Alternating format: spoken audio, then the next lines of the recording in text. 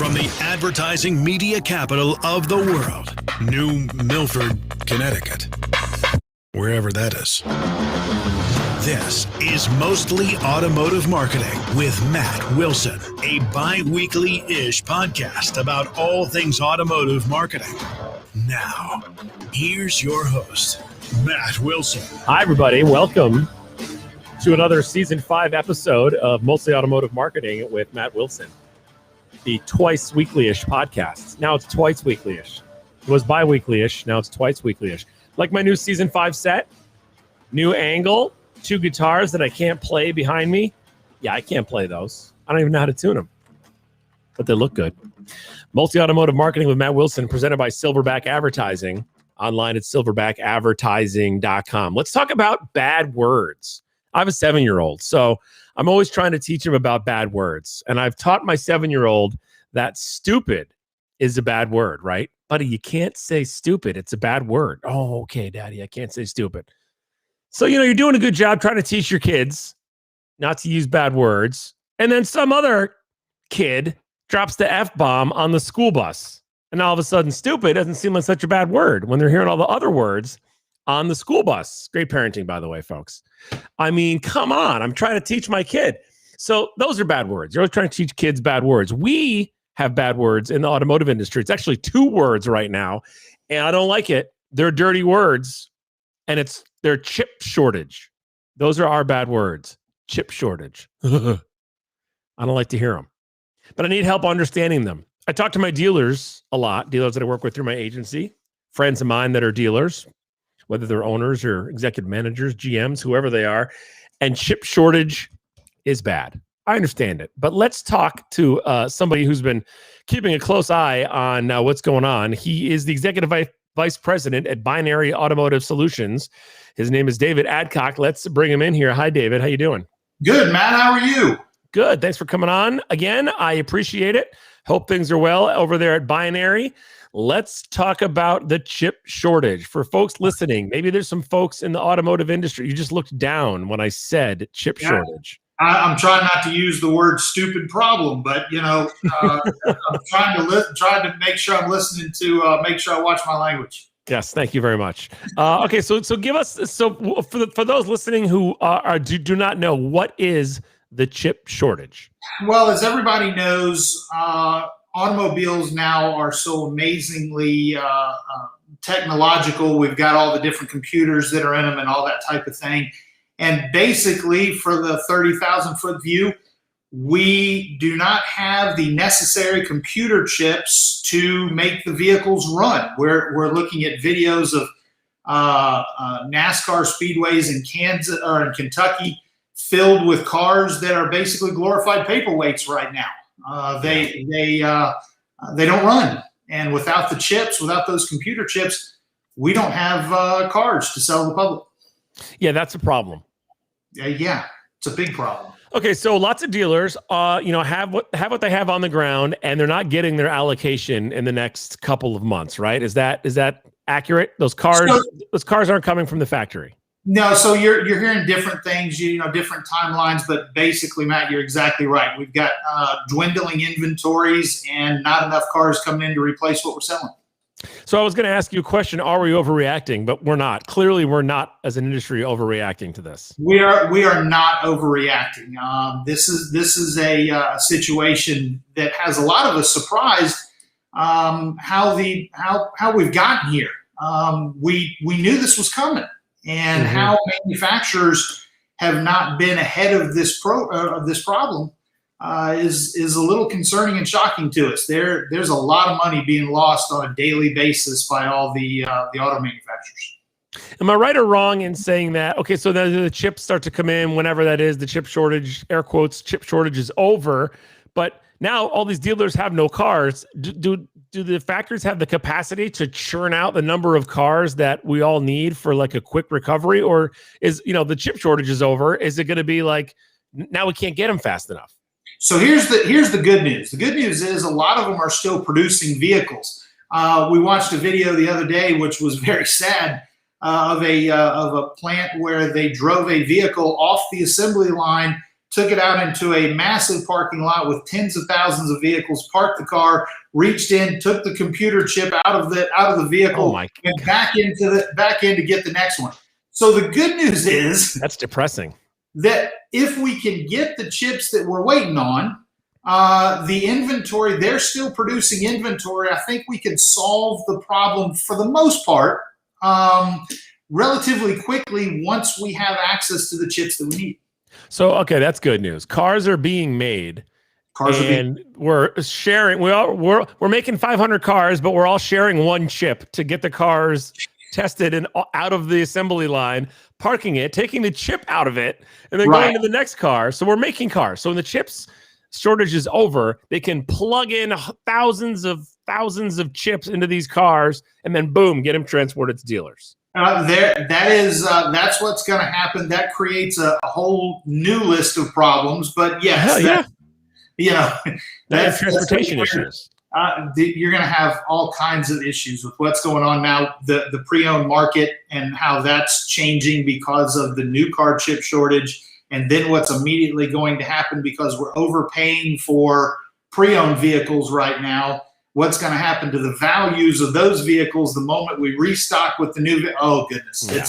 It's entertaining.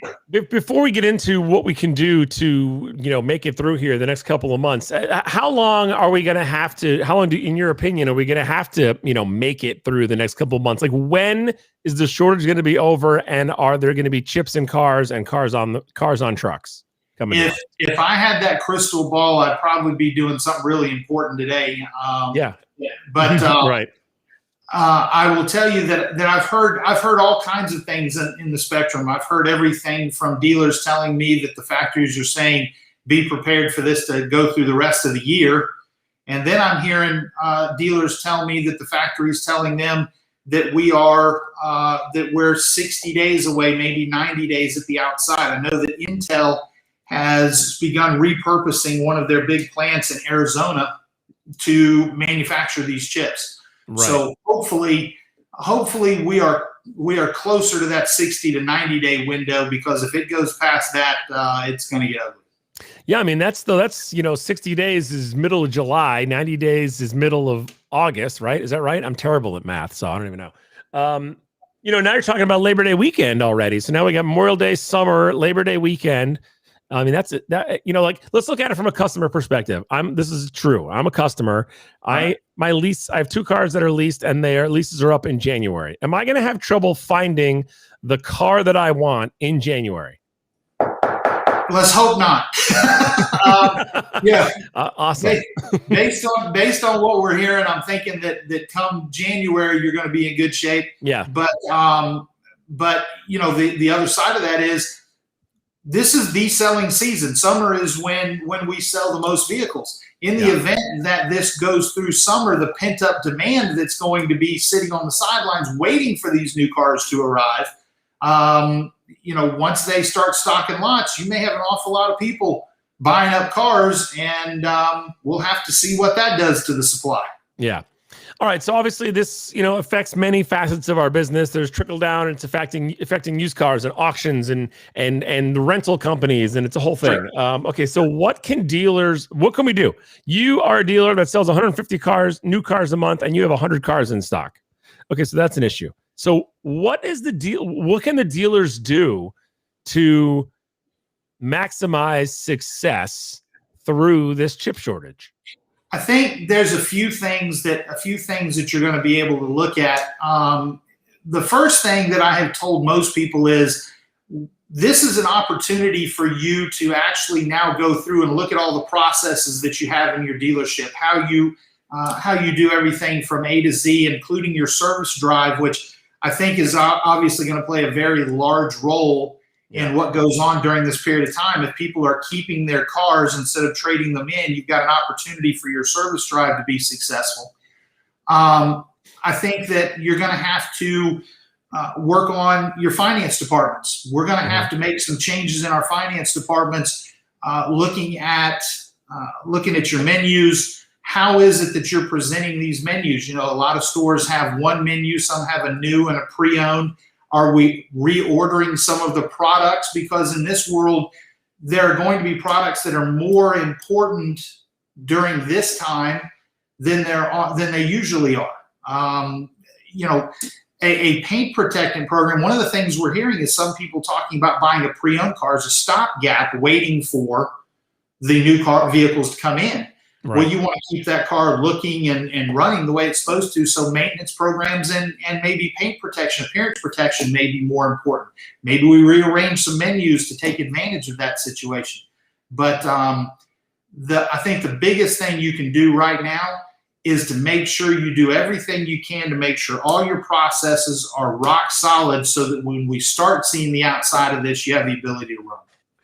Do you think that is there like a here's the next worst case scenario? Like, I don't want to get all super negative here, but are we going to be okay with our used car inventories? Well, that's a problem. And the reason that's becoming a problem is supply and demand. When you don't have new vehicles to sell, you've got more people looking at pre-owned. Right. So now what you're seeing is the pre-owned values are going way up right now. Dealers are having a difficult time getting pre-owned cars because of the cost. So your pre-owned inventories are even struggling because of what's happening. And then you've got to get customers who are willing to pay the price necessary to get these pre-owned cars that are exceptionally valuable right now. And then we're going to deal with the drop in value the moment that we start putting new cars on the lot. Yeah, right. And you're going to have a lot full of used cars that you spent way too much money on. That, yeah. You know, I saw something on LinkedIn today. Somebody, I think it was either photoshopped or somebody didn't hit the button and was being goofy. And maybe you saw, but it was like somebody buying a car at the auction, and it was like a Mitsubishi, and they had it listed as they were on the online auction, and the bid was like $322,000. And they're like, man, it's getting out of hand. It is not far off, though. Yeah, it's let's hope we don't get to that point, but it's not far off right now.